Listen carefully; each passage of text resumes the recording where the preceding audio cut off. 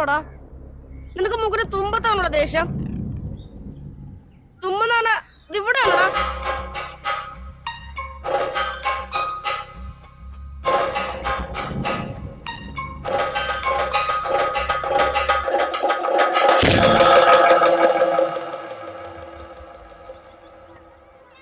എന്താ പറ്റിയേ?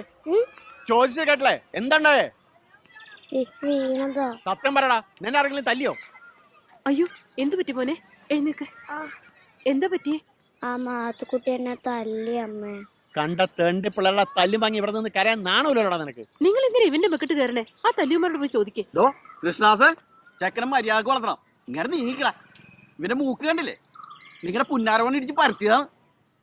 ഇനി ആവർത്തിച്ചാണല്ല എന്റെ സ്വഭാവം മാറും, പറഞ്ഞേക്കാം.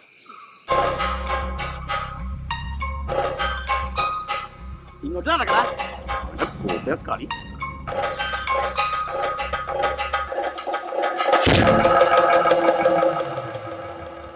നീ ആരെയാ നോക്കി പേടിപ്പിക്കുന്നേ? ഓടിന്ന് വിടണം, ഇറങ്ങി പൊക്കോണം. ഇനി മേലെ എന്റെ ക്ലാസ്സിൽ കണ്ടുപോരുത്.